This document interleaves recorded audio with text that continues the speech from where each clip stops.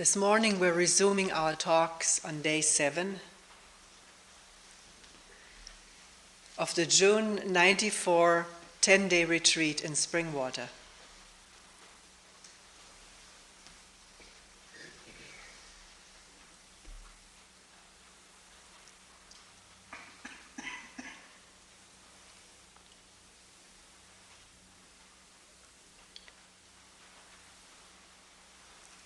What had been left over from before the 2 days of vacation for myself, I hope for you too, was this whole question of, do we have free choice? We do, don't we? I know I can choose. We all have choices to make. So that would be a good one to look at on a rainy morning.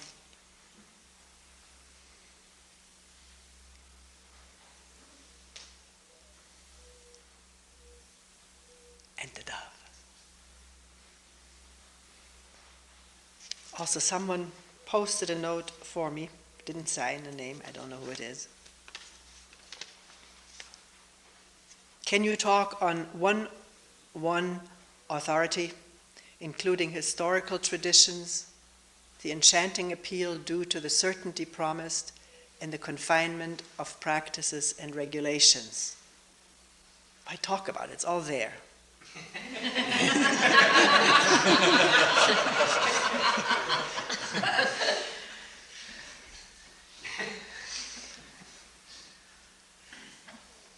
Two, are techniques bad?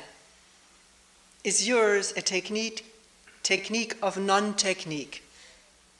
Do techniques cause awareness? If not, what are we doing here?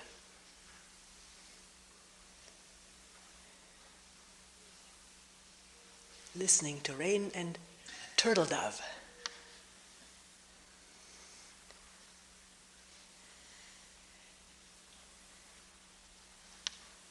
Splattering on the roof.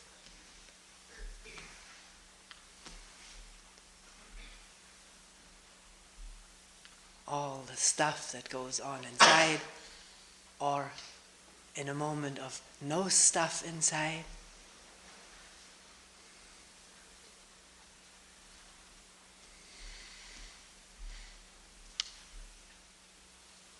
Are techniques bad? Find out. Watch it if there's technique employed.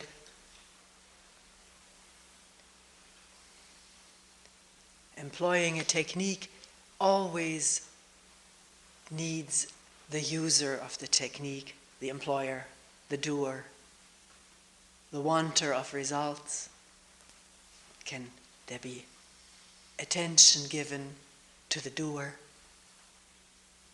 and how this comes into being with, I have to have a tool to get someplace?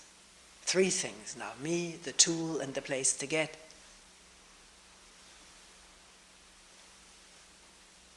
Maybe the only tool there is oneself.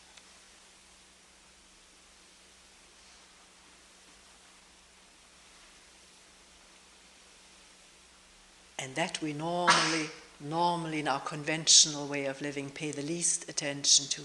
I mean, inward attention, illumination of all that's involved in wanting and doing, goal setting, disappointment, pride in achievement, and the sadness of losing it, not attaining it.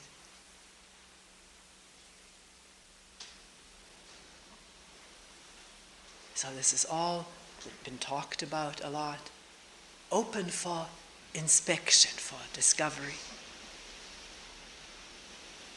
Marvelous, isn't it? Does it need a tool? Does it need a technique to hear this?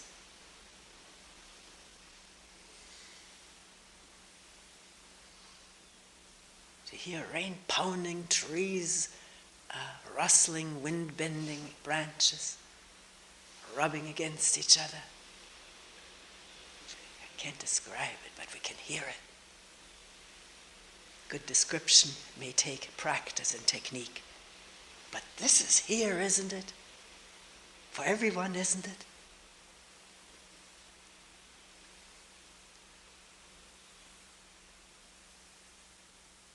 So the question, do techniques cause awareness? What causes awareness of rain and wind and trees bending?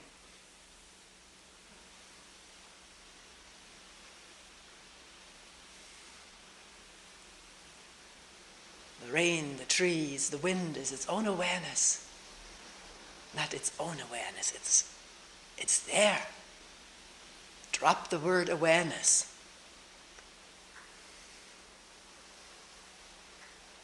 Just as the breathing, the heartbeat, the physical sensations, and bottom and knees and hands is there. The floor is there, isn't it? Take a look at it. Brown and gold and holes in it, patterns in it. A shininess to it, a ripple effect from the way we sanded it.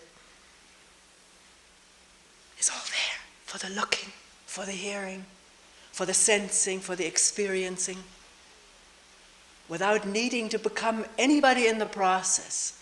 No doer, no listener, no awarer.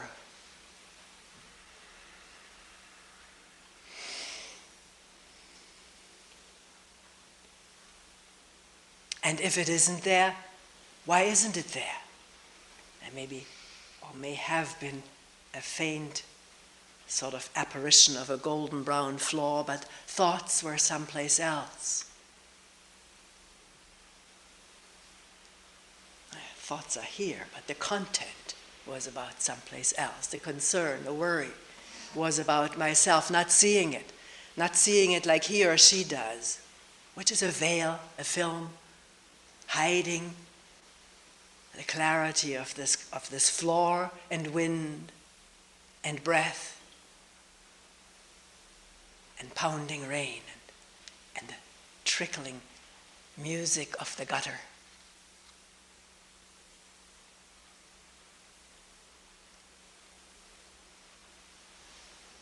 We can't see awareness, but can we see what's in the way? The murky thoughts about myself not being good enough. Other people get it, but not me. Or I got it once, but will I ever get it again? It'll take me time and I may need a technique. These are thoughts which may not be present in awareness, in full consciousness, but they're there. And if they're there, they hide the simplicity of being here without techniques. Bare, open, unadorned, simple.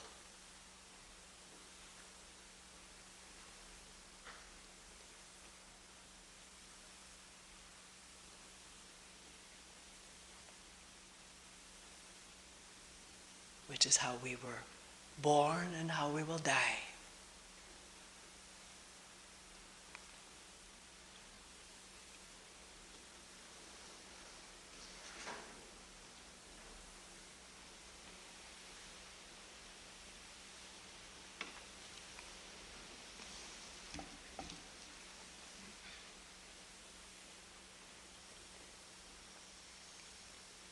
The question, what am I doing here,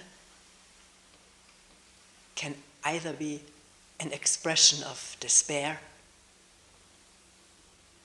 or an opener, a waker-upper.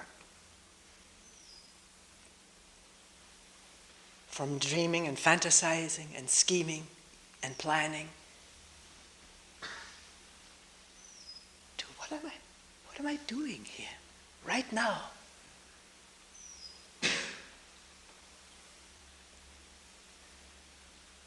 Sometimes it's formulated as, what should I be doing here? That's more complicated because it brings in authority. What did someone say that would be good to do? But what am I doing, what is happening, is without authority. It doesn't have the weight of tradition, the weight of the right path. There's a simple question asked here and now, revealing what's here and now. Maybe the murky thoughts that hide the simplicity of rain and wind, heart and breath, physical sensations and sounds all around.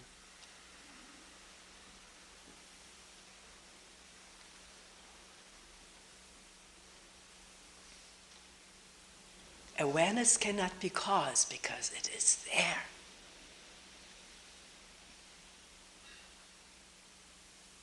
What is caused is all kinds of wanting, creating thinking, creating more wanting or fearing. One cause turning into effect, and the effect becomes the cause of another effect. We've gone through this kind of cycling of thoughts and feelings and emotions. More thoughts, and then the conflict with the whole thing, which is also thought and emotion. And all the while, the wind blowing, beating the rain against the windows.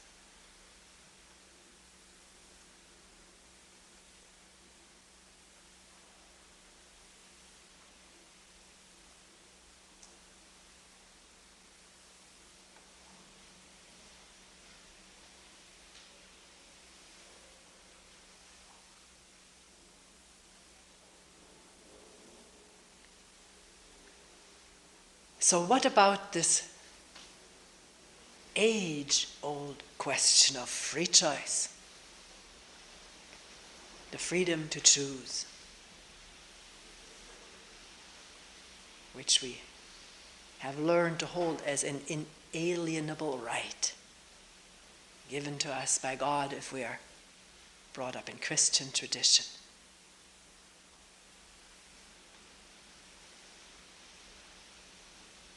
After what appeared as choice of the forbidden thing, the forbidden fruit from the tree of knowledge,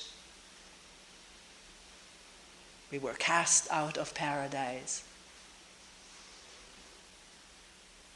Because God had given us the freedom to choose, and to choose right over wrong. If we chose wrong, we were punished.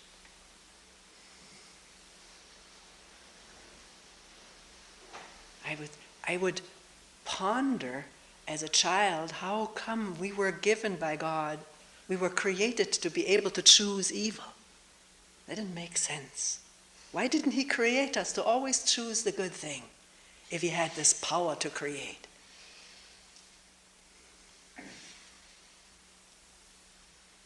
To make us the way we came out. Why put this thing in there of choosing evil and then suffering punishment?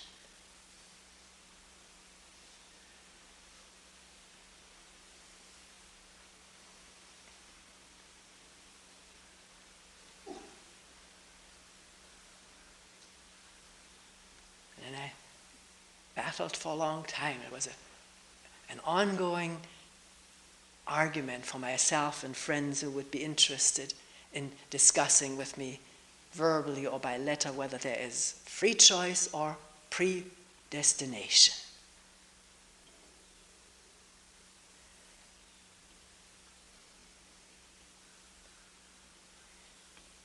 Everything ordained and set from the beginning to run as it does. Everything predestined. No free choice. Which is also hard to take, because things weren't going very well when I was pondering these questions. Right in my immediate vicinity, they're not going well for a lot of people now. War-torn, gun-torn countries and neighborhoods. I don't have to go into human suffering. It's all over. And all of it predestined. What a straitjacket to live in. No way out.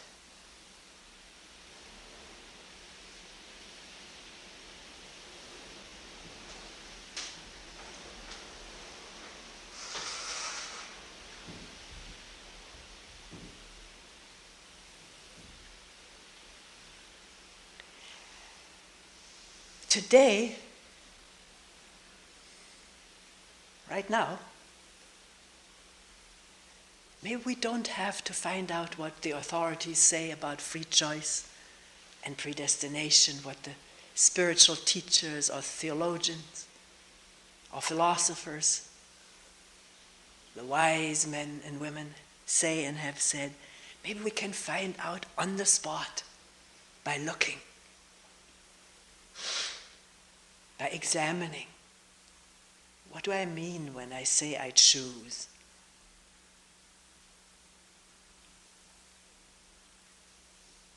What do I mean when I say I have the freedom to choose? One can already notice, maybe each one has to discover for themselves, that this idea I have the freedom is something we are attached to. As an idea. No one let go of that. We already wanted to keep that in place, because we don't want to be automatons or in the straitjacket of predestination or fate. Endless cause and effect, no way out. We cling to the idea of being free to choose. Is that the case? Can one look? My freedom. No one can take it from me. But is it a fact, this freedom, or is it an idea which has precious impacts on the body when thought about, gives some sense of well-being, energy?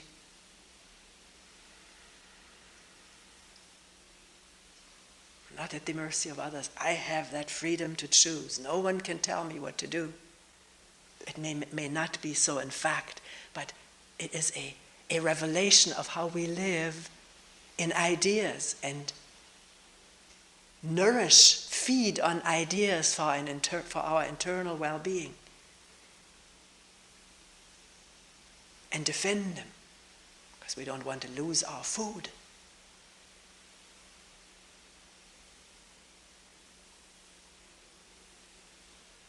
So that may be the first discovery, that there is attachment to the idea of having free choice. And if there is attachment to any idea, and this one in particular, how can we examine whether there is free choice if there's already the clinging to the assumption?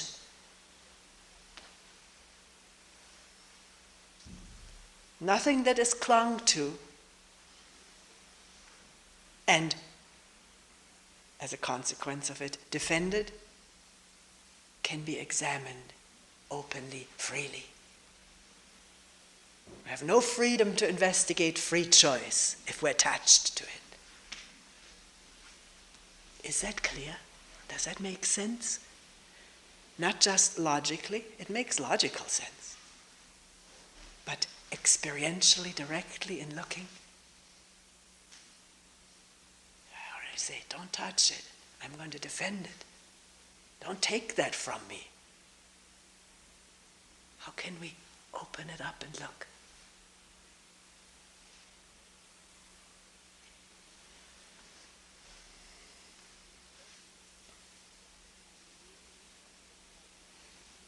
So the next question is, are we really interested in finding out whether we have free choice, or are we interested in getting confirmation that we do have, indeed, free choice?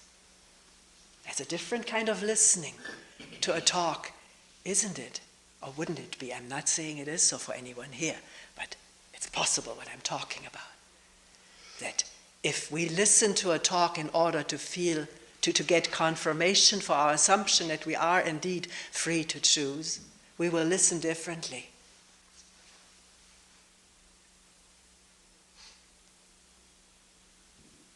Then if there is a loosening of the bonds to this idea, and say, all right, it's up for inspection. Let's look at it.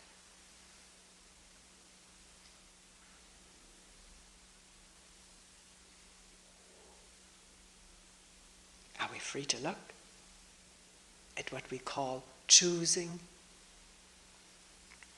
Freely choosing? And it's a difficult subject matter because there are so many different things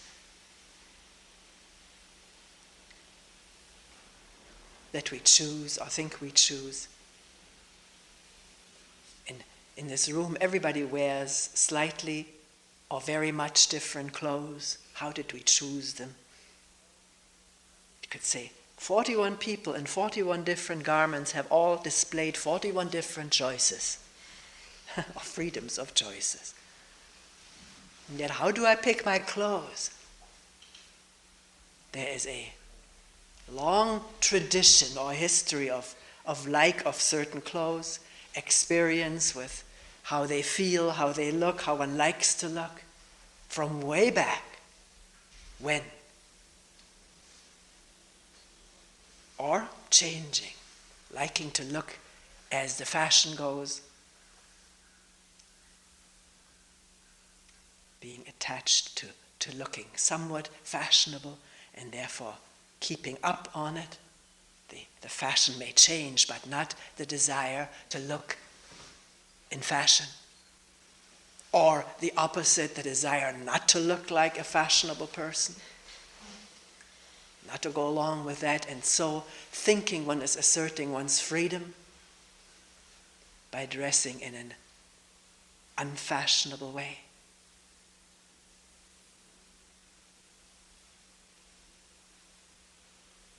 Dressing may be how one learned to dress, one learns one's tastes at home, or from people one admires, models, movie stars, other people who look so good, and one wants to dress like them because one wants to look that good, and it never works out.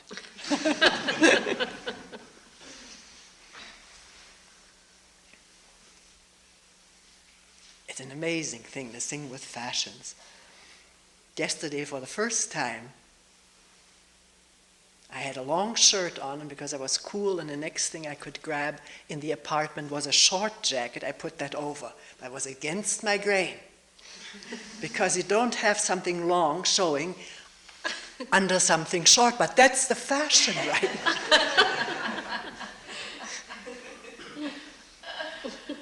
Our son tried to do this, or did this, not tried to, he always did what he wanted to. Long ago, his shirt's hanging out and his jacket short over it, and nobody else was doing it at the time.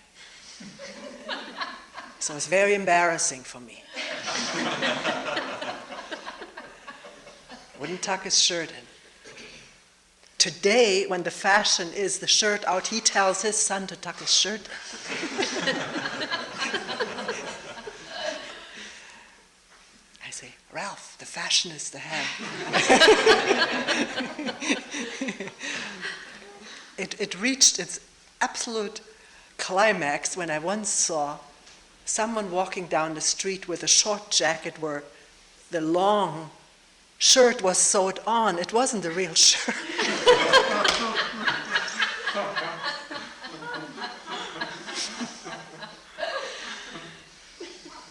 So how is a person to choose according to what one has learned? And yet that's in there somewhere, for or against or changing with the fads. The colors one likes, people say that has to do with your horoscope. No, how do you call this? Your, not horoscope, your... Astrology. Yeah, with astrology. My friend who was into it said, you like blues so much because you're a water sign. But I've meanwhile changed. I do like blue. But this is given as causes for of the moods one is in. One may be in a red mood, or in a green mood, black mood, and likes to dress accordingly. Is that free choice? The factors that determine what clothes we buy and feel comfortable in are probably near to infinite, and enter into what we call free choice. Picking something according to A, B, C, D, E, and so on. Not that this is consciously present in the mind. It goes into this whole thing. Price may be a factor. The thing I like least may be the cheapest, so I pick it. I don't, but Kaya does.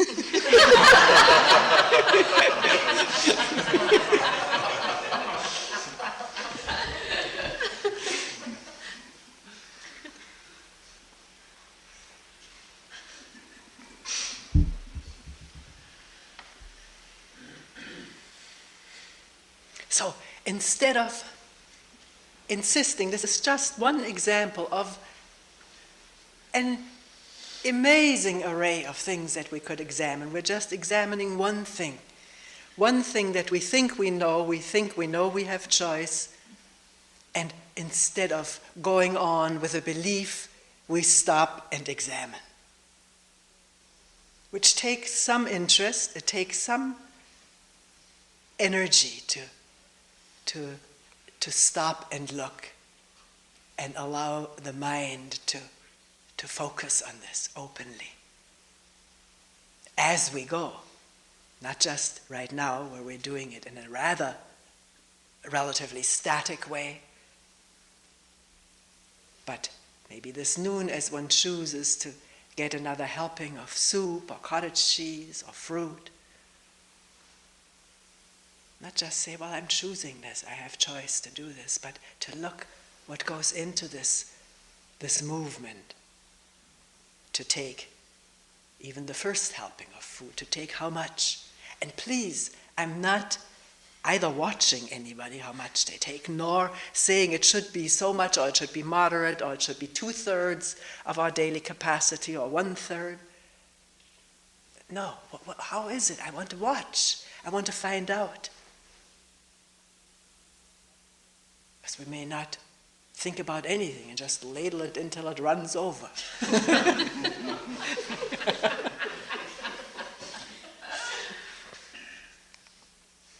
So usually the second helping is easier to watch, because we have reached a certain stage of satiation. What is it that makes us go for another helping? And is there a chooser? That's what we're really wondering, and I'm wondering. Is there someone who chooses?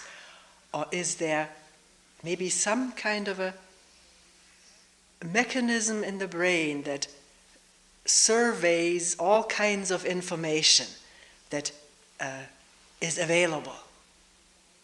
The information how good it tastes, the information of desiring to prolong the taste, to prolong the pleasure of tasting good things.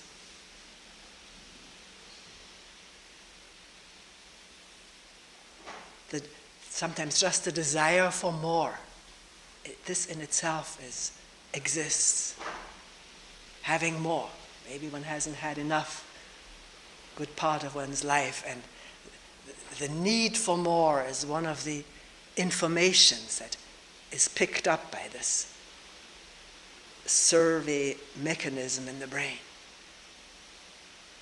Then there's the information, last time I took too much, I felt ill, or too full, or drowsy. Information, I want to lose weight in this retreat. It's a good opportunity, lose a couple pounds. Or the opposite, this is an opportunity to gain a little weight. There may be this kind of thought running, I don't want people to think I'm greedy or I'm gluttonous. I want to appear as moderate. All kinds of crisscrossing thoughts which are available, not just to this thing in the brain which then comes up, then goes with the overriding one, but which we can become aware of before one has overridden all the others, unconsciously, automatically. Because this is how we end up, quote unquote, choosing. At least this is what I found by watching. You may correct me. I may not have seen the whole thing or may not have seen it right. Because when that overriding thing takes over, all the others fall away and one goes for it. Or there is a going for it.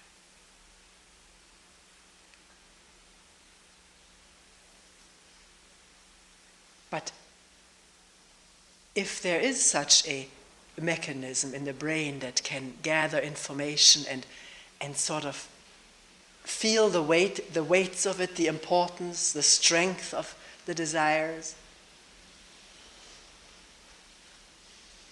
bring up another one which counteracts that strength. If that is there, there's still no entity there. It's just a function of this organism to gather information and weigh it. And the less there is desire for sheer pleasure,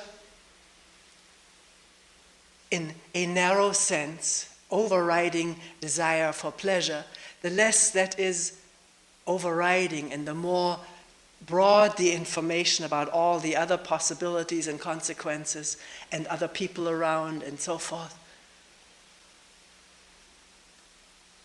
the more intelligent the final decision or action may turn out to be. If what one's own pleasures and pleasure, let's keep it with that. What one's own pleasures are is just one of the ingredients of a survey of possibilities which includes other people, whole situation, and I don't mean, no, I think it's clear enough. Then there may be more intelligence contained in this decision. Because it takes into view what is there to an increasing degree. One can never know the whole thing. It's impossible. There's always something or a lot of stuff one has overlooked. But if there is the freedom to look wholesomely at the total situation, what all is involved, not just for oneself, but for other people as well as environment and what have you. And there may be some wisdom in the decision.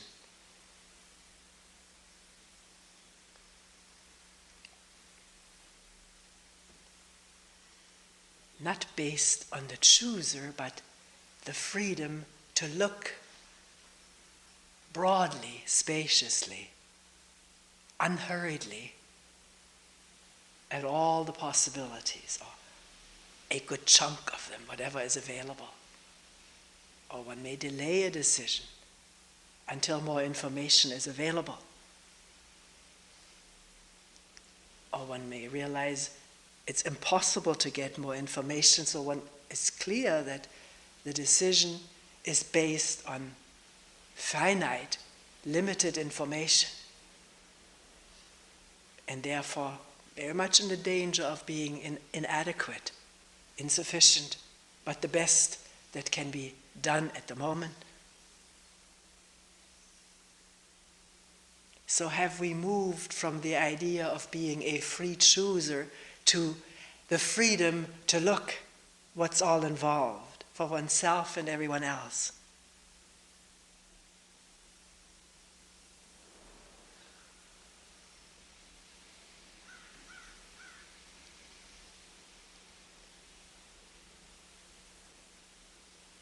freedom to look and allow a decision to come out of that looking alone and together.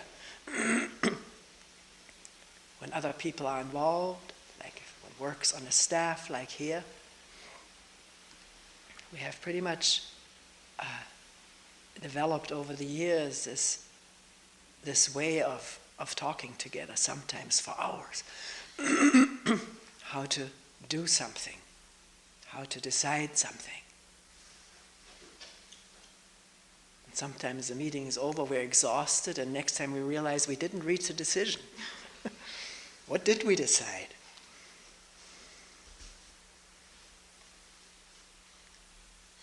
May not be a bad thing to go over and over and talk and contemplate and add input and not come to a decision.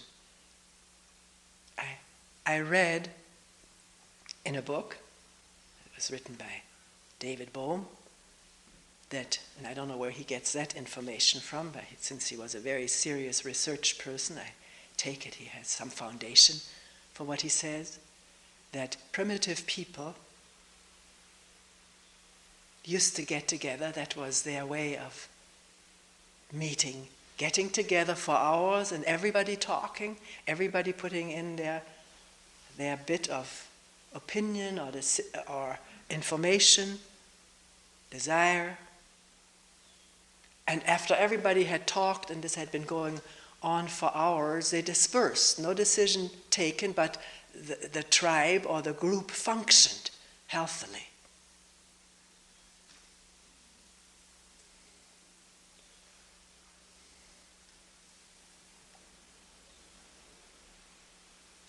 So sometimes when, this is coming to me right now, when we're getting a little bit cynical about ourselves, about talking endlessly and not coming to a decision, sometimes we do, sometimes we have to. It may not be a bad thing. I've never felt it to be that. I think it's very, very good to be together and hear each other, listen to each other, and be able to be heard without being jumped upon or treated impatiently.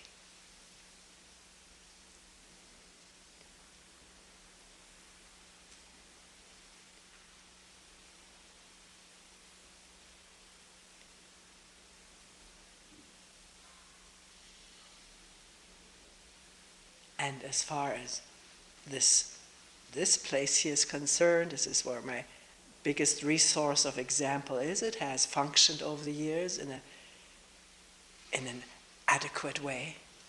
Things have always worked out, even though have been all kinds of crises.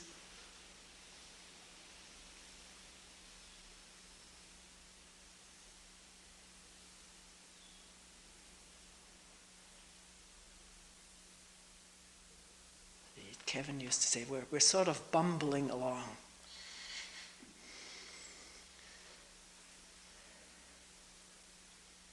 Because we know so little. Even if we get lots of information, sometimes these decisions which are based on so much good information, and then it turns out it wasn't the right decision, or it was, one overlooked the most important thing. I don't mean here right now, but this is what happens all the time. Things happen in an unfathomable way. We think we decide, we think we're steering and controlling and planning. But the way things develop and unfold is very little according to our plans and wishes and ideas. So why not, rather than keep staying with our plans and wishes and ideas, get a little bit more in touch with the way things are? So we're not so removed from the source, which is ourselves. Be in touch with that. What goes on at a moment of having to make a choice, to look, to watch, to be cognizant and aware. and maybe not know what to do. It's another thing which is very much maligned in our upbringing. To dither, is that the word? To dither, wave back and forth, not know how to tackle something. Now one can fall into despair over it and disparage oneself, put oneself down over it, and then so many negative energies are released in the body that it doesn't function well. But to see at this moment that one cannot know what to do or what is the right thing to do can be a very honest and open and energetic state. Energetic meaning open to look further, to be patient, not to be rattled. And open to discover maybe something that one hasn't seen before, or that presents itself out of this rich soil of not knowing.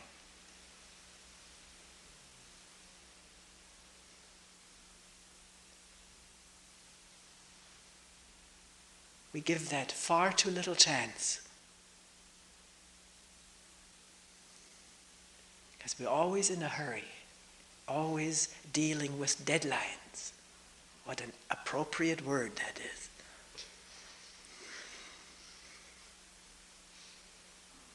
It's at the beginning of Mill Street it says dead end.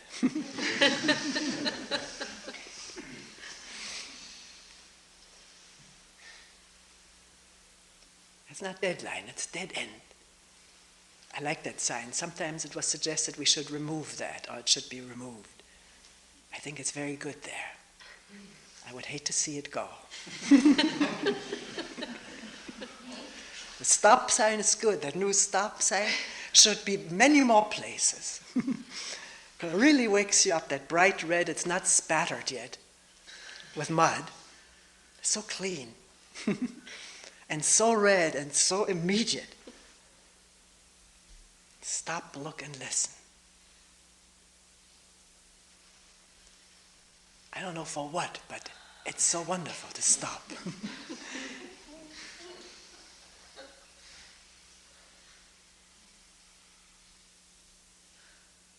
And then the wind suddenly dies down.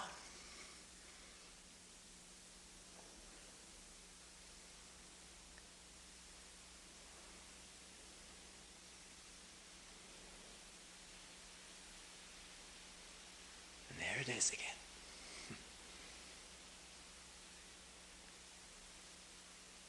But isn't it heard freshly if there has been a stopping? A stopping of not knowing what's next. We don't even know what's now. We want to know what's next. And choose it. So is there the freedom to stop without knowing what's now or next? Let it unfold and reveal itself. It will, it does. It always has.